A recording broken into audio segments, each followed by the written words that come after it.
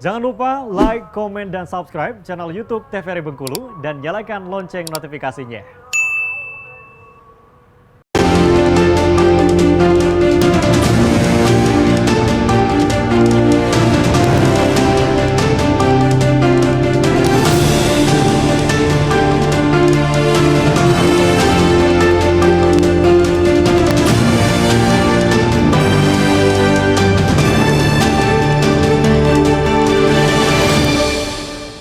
Baik pemirsa, kembali masih di Bendungan TVRI Bengkulu untuk sore hari ini, dan kita masih membahas mengenai tema waspada musim kemarau dengan narasumber kita. Ada Bapak Ibnu Hafaz selaku petani dan juga ada Bapak Sigit Sujatmiko selaku akademisi, dan tema kita masih mengenai waspada musim kemarau. Kita kembali ke narasumber yang pertama, ada Bapak Ibnu Hafaz selaku petani ini. Untuk bercocok tanam nih, kita berbicara mengenai cocok tanam. Untuk bercocok tanam di musim kemarau sama musim hujan itu berbeda atau sama, Pak? Kalau teknis untuk bercocok tanam pada musim hujan dan musim kemarau ini, itu sebenarnya tidak ada perbedaan. Oh, tidak ada perbedaan. Sama kan. Tapi cara kita untuk memelihara tanaman tersebut yang ada perbedaan sedikit. Pemeliharaannya ya. Tapi kalau sistem pengolahannya cocok tanamnya tetap sama. Itu kan. Oke, pemeliharaan. Jadi sistem kita mengolah tanaman itu kita harus, karena pada musim kemarau ini juga musuh-musuh tu akan lebih banyak daripada musim hujan sebenarnya kan musim kemarau ini. Oh, jadi hama itu lebih banyak musim kemarau ya. Tapi itulah salah satu jalannya itu kita dari awal kita mulai pertanian itu semua lahan-lahan di sekitar kita itu dia harus steril, harus bersih kan. Jadi untuk menghindari penyakit-penyakit seperti tikus, kemudian termasuk balang sangin itu mereka akan bersarang pada musim kemarau ini sekitar lahan pertanian itu kan. Tetapi salah satu untuk mengatasinya itu dari awal kita sudah harus mengolah pertanian gitu secara kontinu tadi kan, sebenarnya untuk menghindari masalah itu. Kalau masalah untuk pengolahannya itu tetap tidak ada perbedaan sebenarnya, pelakuannya tidak ada. Ya. Penggunaan pupuknya itu juga akan sama seperti biasa, kemudian pemakaian prodinya juga akan sama sebenarnya kan. Tapi kita mungkin agak ekstra dikit itu karena sering kekurangan air itu rumputnya akan lebih banyak tumbuh. Jadi kita ada agak ekstra itu untuk pembersihan gulma. Itulah mungkin pada musim kemarau itulah. Jadi kita harus pandai-pandai menyikapi untuk mengatasi bagaimana gulma itu seminim mungkin akan tumbuh pada musim kemarau. Karena kalau gulmanya akan lebih banyak daripada padi itu akan jadi sarang penyakit. Jadi itulah salah satu yang perbedaannya itu, yaitu di segi untuk perawatannya itu kan. Kalau pemeliharaan dan tanamannya sama, ya, Pak ya. Oke, baik. Nah, untuk yang namanya persiapan ataupun juga menghadapi musim kemarau nih untuk para petani, apa yang petani lakukan untuk saat ini untuk menghadapi musim kemarau? Kembali lagi silakan. Yang dilakukan oleh petani untuk melakukan panen pada musim kemarau ini, mereka sudah mempersiapkan mesin-mesin pompa yang akan digunakan pada waktu air irigasi itu tidak bisa mengalir lagi, maka mereka akan memompa air, karena di sekitar itu kan masih banyak sumber-sumber air yang terbuang itu kan dibalikkan lagi ke sawah. Pompa itu secara swadaya atau? Kalau masalah pompa air itu, karena kita sudah mendapat bantuan dari pemerintah, maka untuk di lapangan itu kita secara swadaya. Kita pribadi, biaya-biaya pribadi. Mungkin ada yang mulai dari baja itu sudah memakai mesin dia tuh. Sudah memakai pompa. Karena mereka sudah pernah memakai pompa itu, mereka sudah bisa memperhitungkan kalau bersawah memakai pompa itu untuk satu musim, untuk 1 hektar itu bisa menghabiskan 50 liter minyak solar.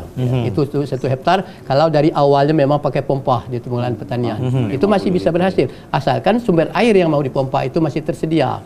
Yang gawat ini kalau sumber air yang mau dipompa itu tidak ada. Kan? Tapi kalau masih ada sumber air, walaupun 500 meter kita harus narik selang, itu masih dilakukan oleh petani. Karena untuk mengelola pertanian ini, petani itu sanggup mengeluarkan biaya berapapun asal sawahnya itu akan berhasil, karena menyangkut dengan perut mereka tadi. Baik. Walaupun nanti hasilnya tidak. Iya, walaupun hasil sedikit, kalau padinya sudah ditanam, untuk menyelamatkan itu, petani itu akan melakukan hal-hal apa saja, yang penting sawah itu masih bisa menghasilkan. Karena berkaitan dengan perut tadi. Walaupun merugi ya, Pak? Iya, walaupun agak merugi. Hanya hanya cukup untuk sekedar makan. Itu kira-kira kan. Oke, baik. Nah, satu lagi sebelum kita kembali ke Pak Sigit, tentunya pengaruh nggak untuk pupuk atau lain sebagainya untuk di bulan kemarau ini kenaikannya sendiri? Berpengaruh atau tidak? Kalau dengan pupuk itu pada musim kemarau ini sebenarnya memang kita, kalau pada musim hujan kita pupuknya memang agak berani. Kalau musim kemarau ini kita akan agak dikurangi karena tanah itu kan dia tidak sama dengan musimnya. Tanahnya kan agak mengeras kalau pada musim kemarau, kan lebih banyak keras daripada lembut. Ketika kalau pupuknya terlalu banyak akan berpengaruh juga dengan pertumbuhan padi. Juga pupuknya juga mungkin akan dikurangi sekitar 25% dari pemakaian pupuk pada musim normal. Itu salah satunya. Kalau kita masih memakai standarnya sama dengan yang musim-musim normal, kan akan berpengaruh dengan padi. Pupuk itu kalau kita terlalu banyak pada musim kemarau. Oke, baik. Kita beralih ke Pak Sigit Sujatmiko nih. Dari kacamata dari akademisi nih, untuk penggunaan pupuk ini sendiri, apakah kalau penggunaan pupuk di musim kemarau itu akan meningkat atau berkurang, Pak? Sebenarnya ini terkait dengan tadi sikap petani dalam menjaga setelah bertanam pemeliharaan setelah menanam transplanting di lahan itu, menjaga apakah ketersediaan air itu tetap berani dicukupi sesuai kebutuhan. Kalau memang dia tidak mampu mencukupi sesuai kebutuhan, banyak masalahnya kan, mungkin karena memang sumbernya nggak ada, atau mungkin juga sumber uangnya untuk minjem memakai ini mesin tadi nggak ada, sehingga terpaksa kekurangan air. Ya, ini akibatnya kalau tanah tanah sawah kekurangan air itu pasti pecah-pecah itu. Pecah. Nah, itu kalau kita pupuk dengan banyak, porsi yang sama, itu potensi mubazirnya tinggi. Jadi memang harus dikendalikan, dikurangi sesuai dengan hitungan. Mungkin petani udah punya cukup pengalaman mengurangi sekitar 25%, bahkan mungkin malah 50-an% kalau udah pecah-pecah itu Mas itu udah akan sulit itu efektif itu pupuk. Sehingga memang seperti itu. Tapi kalau petani memang mampu menjaga ini airnya tetap tersedia, dia pupuknya tetap ini. Nah, cuma memang petani ini menggunakan pupuk itu kan juga ada faktor lain ya, harga pupuk Pak ya. Ketersediaan pupuk juga. Sehingga saya nggak tahu fluktuasi di musim hujan itu apakah memang harga pupuk menjadi lebih murah atau lebih banyak tersedia. Kalau itu terjadi, bisa saja menjadi lebih ringan gitu petani lepas duit dengan lepas pupuk Tapi kalau harganya menjadi lebih mahal, dia pasti juga ngerem juga. Betul. Banyak faktor Kelangkaan pupuk ini sendiri mungkin Pak, dari Pak Ibnu Hapas selaku petani kelangkaan pupuk ini mungkin disebabkan sama musim juga atau tidak? Kalau kelangkaan pupuk itu sebenarnya tidak ada sebenarnya kelangkaan pupuk. Kadang-kadang tuh pupuk itu terlambat pengiriman. Karena pupuk ini kan barang bersubsidi, itu kan memang birokrasi itu kan sangat banyak sekali kan yang harus dilalui.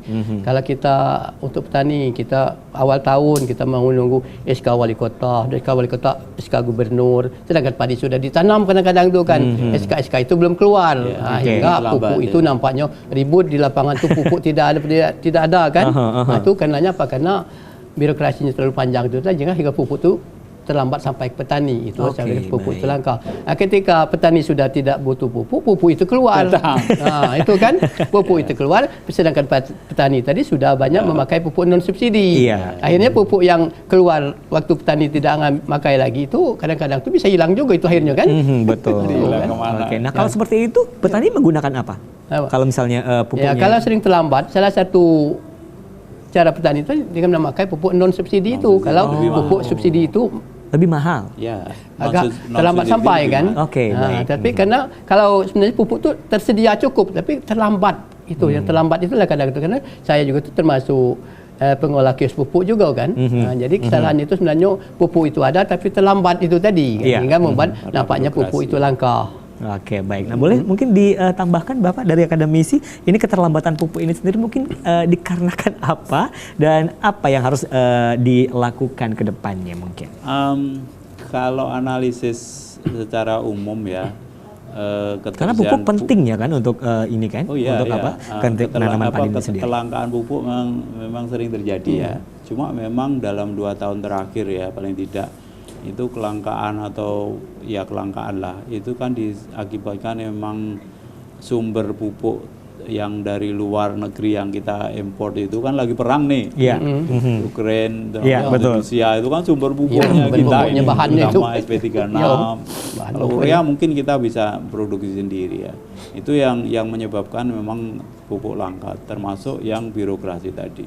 Sehingga memang saya secara detail dengan kaitannya dengan petani mengelola pupuk subsidi itu tidak banyak terlibat ya. Tapi kalau saran saya mungkin karena tanda petik tadi sering terlambat ya.